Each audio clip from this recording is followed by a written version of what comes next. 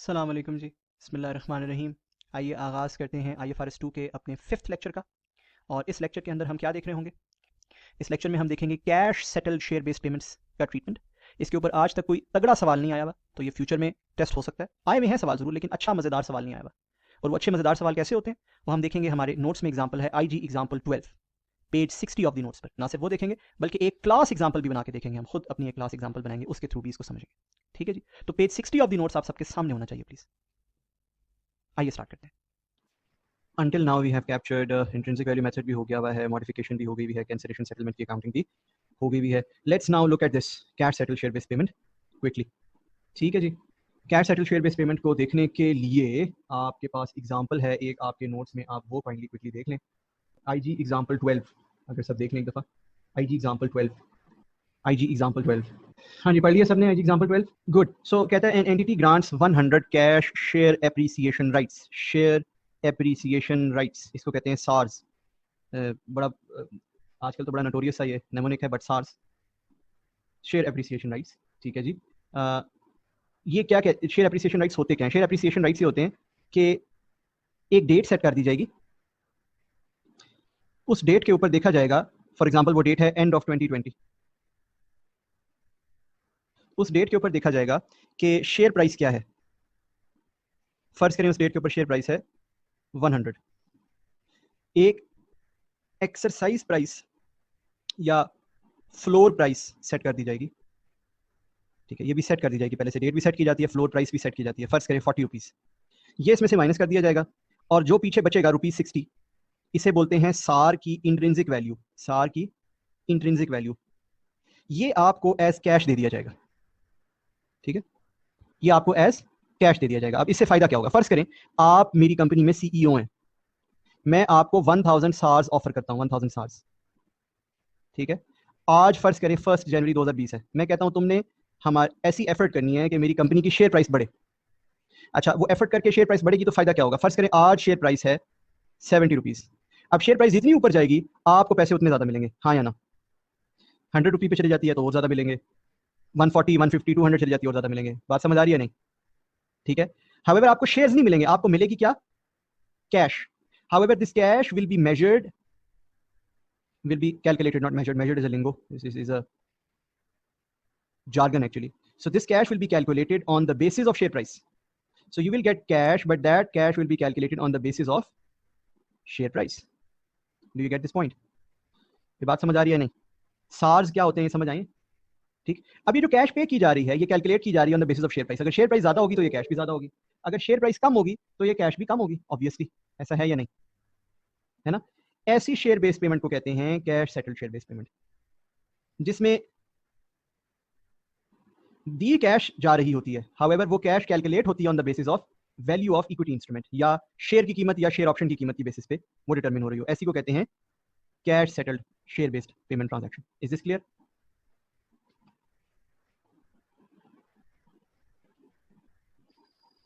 अच्छा, cash settle जो share based payment transaction है उसकी बड़े आसान से असूल हैं। जो इक्विटी सेटल्ड है ना उसके बहुत मुश्किल असूल हैं।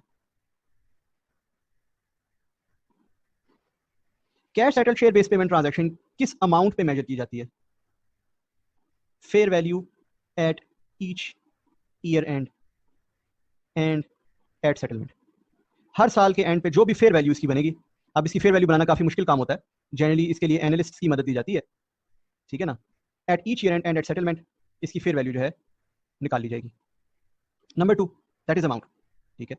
नंबर 2, टाइमिंग, व्हेन, कब कब ऐसा किया जाएगा।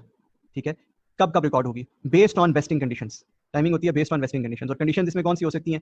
वही कंडीशंस हो सकती हैं, सर्विस कंडीशन, मार्केट कंडीशन वगैरह। ठीक है ना? Service condition, market condition, performance condition etcetera. Timing जो है उस पर बेस्ड होगी। हाउएवर अमाउंट जो है वो ग्रांट डेट, FVGD या इस टाइप का कोई असूल नहीं है। हर ईयर एंड की जो फेयर वैल्यू बनती है उस पर इसको रिकॉर्ड कर लिया जाएगा। अगर आप मुझसे पूछेंगे इसकी फेयर वैल्यू कैसे बनती है, मैं कहूंगा ये आपके फिक्र की बात ही नहीं है, ये किसी एनालिस्ट ने कंप्यूट करके आपको देनी है। ठीक है, आपने फिक्र नहीं करनी, आपने डेबिट क्रेडिट करना है। बात समझ आ गई या नहीं? ठीक है। अब हम IG एग्जाम्पल 12 देख लेते हैं वेरी क्विकली कि उसमें लिखा हुआ क्या है। IG एग्जाम्पल 12 में लिखा है कि उसने 100 सार दिए हैं 500 इंप्लॉइज को, है ना? और कहता है ऑन द कंडीशन के एम्प्लॉइज जो है एम्प्लॉयमेंट में रहेंगे फॉर द नेक्स्ट 3 ईयर्स। तो ये कौन सी कंडीशन लगाई है उसने? Service condition. अच्छा जी, 3 ईयर्स की। कहता है पहले साल एस्टिमेट था कि 35 एम्प्लॉइज छोड़ गए और एस्टिमेट था 60 जाएंगे, ड्यूरिंग ईयर 2 ये था, ड्यूरिंग ईयर 3 ये था, बता दिया उसने। फिर उसने नीचे हर साल की इंट्रिंसिक फेयर वैल्यू भी बता दी और हर साल सार्स के अगेंस्ट कितनी कैश पे हुई है वो भी बता दी। तीसरे साल के बाद वो एक्सरसाइज होना शुरू हो गए होंगे ना। सार्स एक्सरसाइज जो लिखा हुआ है ना कॉलम, उसको चेंज करके कर लें number of employees who have exercised SARs. ये जो सार्स एक्सरसाइज का कॉलम है इसको चेंज करके कर लें number of employees who have exercised SARS.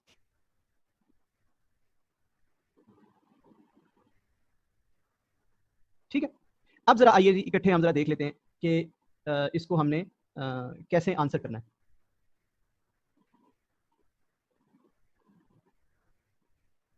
क्या असूल बताया मैंने आपको कि कैसे रिकॉर्ड होगी equity cash settle share based payment, किस अमाउंट पे रिकॉर्ड होगी?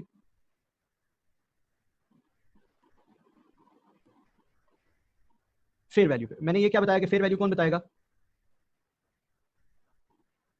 आपके केस में एग्जामिनर बताएगा, वो तो रियल वर्ल्ड में एनालिस्ट बताता है ना, आपके केस में एग्जामिनर बताएगा जी फेयर वैल्यू।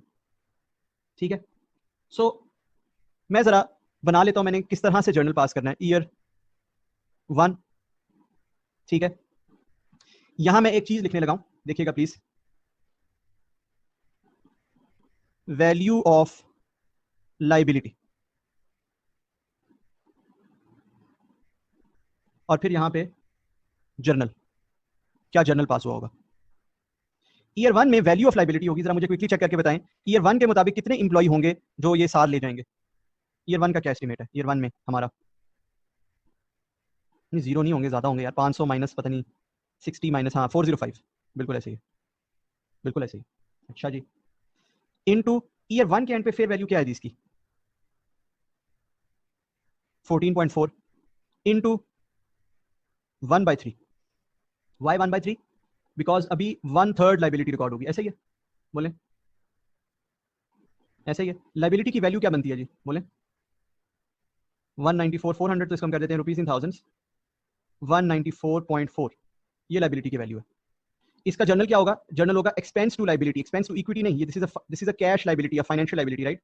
इसको एसेट फाइनेंशियल लाइबिलिटी कह नहीं सकते बिकॉज IFRS 9 के स्कोप से बाहर है, ठीक है, but it's a cash liability.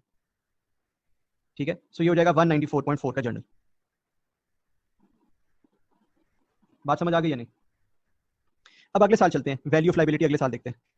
100 into कितने, 400 एम्प्लॉय इंटू अगले साल का एंड का क्या है जी, फिर वैल्यू क्या है, दी होगी ना सवाल में एग्जामिनर ने, 15.5 इंटू 2/3 हो जाएगी। अब ये लाइबिलिटी का बैलेंस है, कितना बनता है?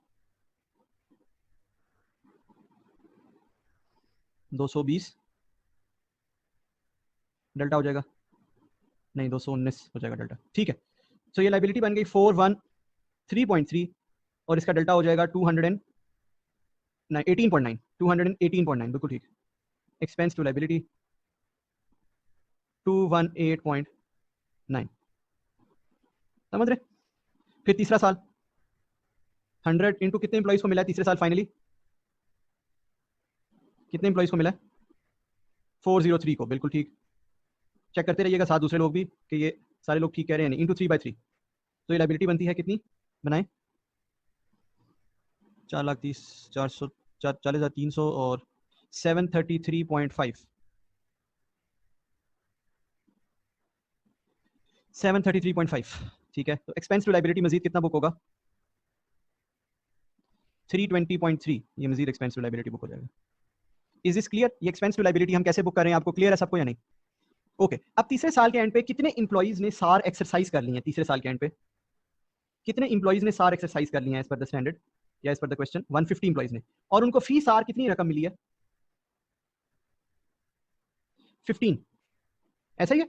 उनको फी सार कितनी रकम मिली है? 15। जरा देखिएगा अभी एग्जिस्टिंग उनकी फी सार कितनी रकम पड़ी हुई है, कौन बताएगा मुझे?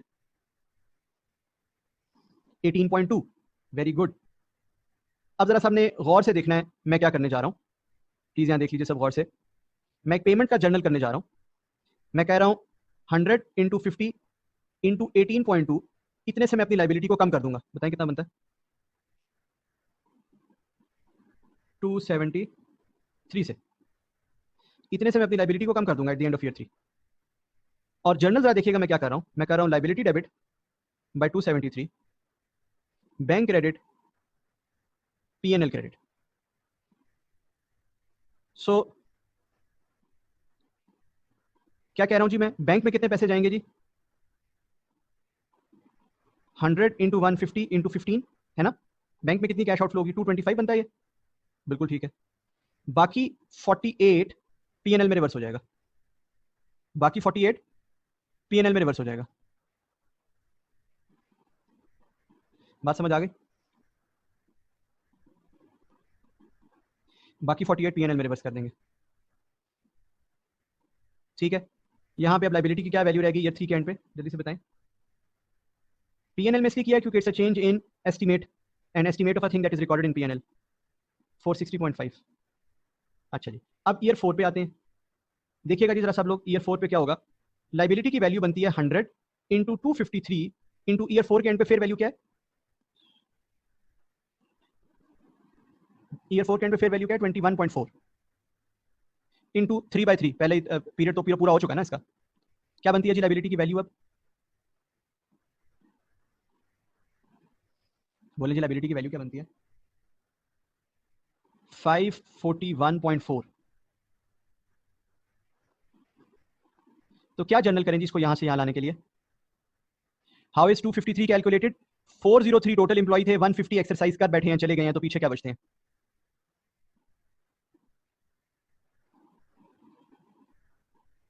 सो एक्सपेंस टू लाइबिलिटी हम करेंगे, कितने से बनता है 460.5 और 541.4 का डेल्टा 80.9,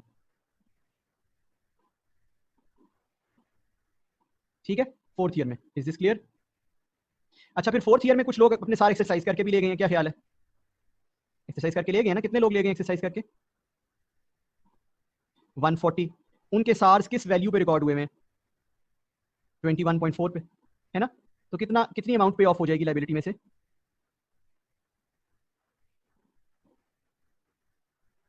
299.6। जर्नल देखिएगा,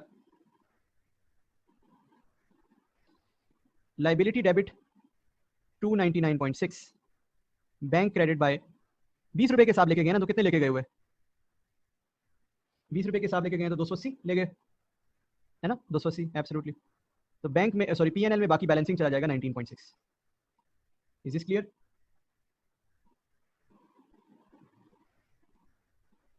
गुड। ईयर 5 पीएनएल में रिवर्सल का नाम cash settle share based payment, cash settle share based gain slash loss on cash settle share based payment, ठीक है ना जी। ईयर 5 में वैल्यू ऑफ लाइबिलिटी क्या बनती है, वैल्यू ऑफ लाइबिलिटी, हाँ जी कौन बताएगा मुझे, कितने इंप्लॉय रह गए यहाँ पीछे, 253 में से 14 एक्सरसाइज कर लिया तो 113 रह गए। ईयर 5 में फेयर वैल्यू ऑफ लाइबिलिटी क्या दी हुई है,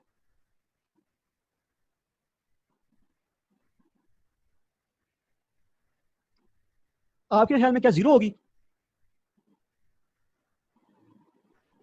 आपके ख्याल में क्या जीरो होगी, 25 होगी जी, 25 होगी। वजह ये वैसे ही है कि लास्ट डे जब होता है टू एक्सरसाइज और when the last day of maturity for forward ये ऑप्शन, तो उस दिन उसकी वही वैल्यू होती है जो स्पॉट प्राइस होती है। क्या ख्याल है, ये जो फर्क नजर आ रहा है ना आपको फेयर वैल्यू में और इंट्रिंसिक वैल्यू में, ये वही फर्क है जो फेयर वैल्यू और स्पॉट वैल्यू में होता है, ठीक है ना। सार is a derivative essentially speaking, है ना।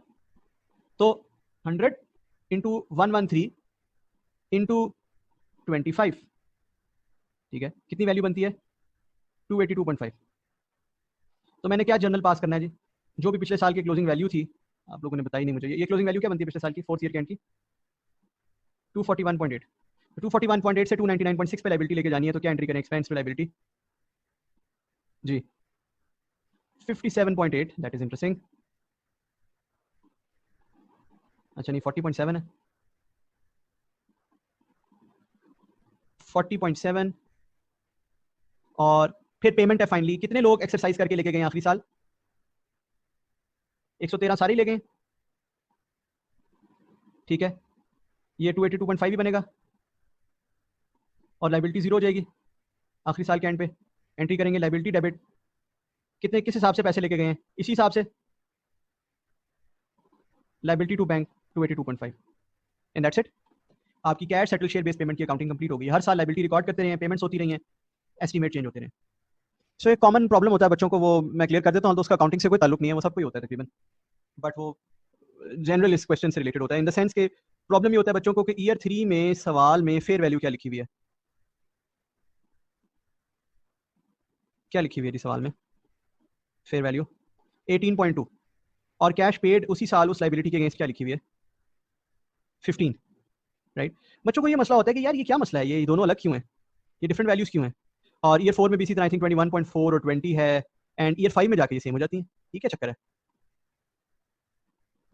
अब ये समझें कि ये जो कैश पेड है ये तो इंट्रिंसिक वैल्यू है, ये तो कंप्यूट हो रही है हर साल, जो भी हर साल की शेयर प्राइस होगी माइनस एक्सरसाइज प्राइस होगी उसको लगा के कंप्यूट हो रही है, right. This is a very simple thing, हर साल की आपके पास शेयर प्राइस हो और सार की एक्सरसाइज प्राइस हो तो ये कंप्यूट हो जाएगी, राइट।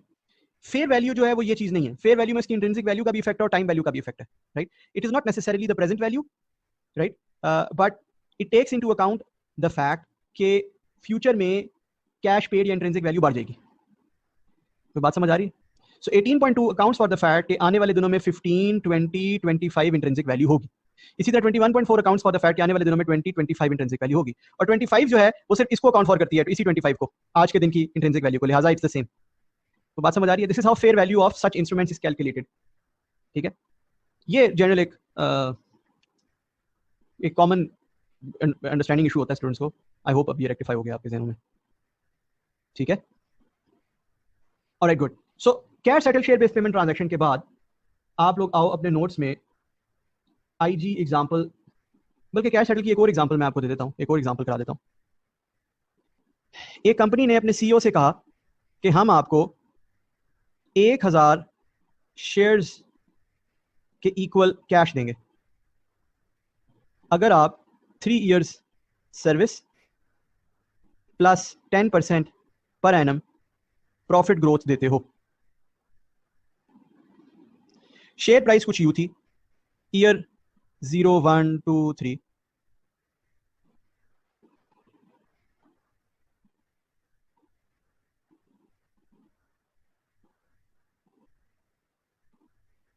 से 60, 80, 110, 120, ठीक है जी। ग्रोथ, प्रॉफिट ग्रोथ जो है वो कुछ यूं थी 9%, 10%, 8%, इसको एवरेज ले लें आप, चलें यहां तो होगी नहीं, 10%, 8%, 13%, ठीक। अब यहां पे ना कोई फेयर वैल्यू कंप्यूट करेगा, उसकी वजह यह है कि वो ये फैक्टर हर साल अकाउंट फॉर करेगा। अब ये शेयर प्राइस बेशक 80 रुपए है, बात समझ रहे हैं, शेयर प्राइस बेशक 80 रुपए है, वो हर साल ये फैक्टर अकाउंट फॉर करेगा कि क्या प्रोबेबिलिटी है कि इसको ये मिल रही होगी अल्टीमेटली, राइट। सो फर्ज करें वो कहता है 80, 105, 120, ये वो एस्टिमेट कर लेता है, ठीक है। अब आपने क्या करना है, आपने इसको फेयर वैल्यू के ऊपर मेजर करना है, राइट। जल्दी से मुझे बताएं इसकी अकाउंटिंग कैसे होगी जी, हर साल लाइबिलिटी की वैल्यू क्या होगी, सिर्फ इतना बता दें मुझे, हर साल लाइबिलिटी की वैल्यू क्या होगी, ईयर 1 के एंड पे, 2 के एंड पे, 3 के एंड पे, into 80 into 1/3, 1000 into 105 into 2/3, 1000 into 120 into 3/3, ये वैल्यू होनी चाहिए of the liability every year. आप में से किसी ने अगर यहाँ जीरो किया तो वो ठीक नहीं किया, उसकी वजह यह है कि यहाँ पे आपको फेयर वैल्यू क्या दी हुई है, 105 दी हुई है। अब 105 की फेयर वैल्यू का क्या मतलब है, 105 की फेयर वैल्यू का मतलब है कि देयर इज अ प्रोबेबिलिटी कि ये मीट हो जाएगी, देयर इज अ प्रोबेबिलिटी कि आपको कैश देना पड़ेगा, there is a probability that you have to pay, and when you have to pay, you have to pay when the condition is met, right. So this is how you will account for, ठीक है। This is different from equity settle share based payments, right. ये cash settled है, ये liability, और fair value से मुराद होती है fair value of the liability. बात समझ आ रही है या नहीं। We do consider vesting conditions, obviously. Vesting conditions are considered in determination of fair value. Vesting conditions obviously हम consider करते हैं, इनफैक्ट IFRS में लिखा हुआ है कि आप vesting conditions को वैसे कंसीडर करेंगे जैसे आप इसमें equity settle share based payment में करते हैं। आप FVGD एस्टिमेट करें या आप fair value of instrument at year end for cash settled share based payment estimate करें, दोनों में IFRS कहता है दोनों में रूल सेम है। रूल कैसे लिखेंगे, रूल सेम है, ठीक है। अब ये एसेंशियली ये कहने से मुराद क्या है IFRS की कि जी ये अगर दोनों में रूल सेम है तो करना कैसे है। FVGD एस्टिमेट करते हुए आपको याद है सर्विस कंडीशन पूरी होगी या नहीं होगी इसको काउंट फॉर नहीं करते थे। परफॉर्मेंस कंडीशन पूरी होगी या नहीं होगी इसको अकाउंट फॉर नहीं करते थे। मार्केट कंडीशन पूरी होगी या नहीं होगी इसको अकाउंट फॉर करते थे। याद है या नहीं?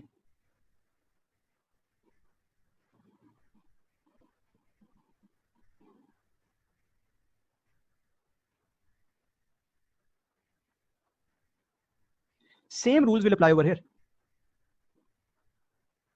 बात समझ रहे हैं? जो भी फेयर वैल्यू एस्टिमेट करेगा, जो भी एनालिस्ट है, वो सेम रूल्स को अप्लाई करेगा यहाँ पे। ठीक है, सर्विस कंडीशन पूरी होना ना होना या परफॉर्मेंस कंडीशन पूरी होना ना होना को एस्टिमेट नहीं करेगा, मार्केट कंडीशन को काउंट फॉर करेगा। ठीक है, क्लियर है? 100% क्लियर हो गया।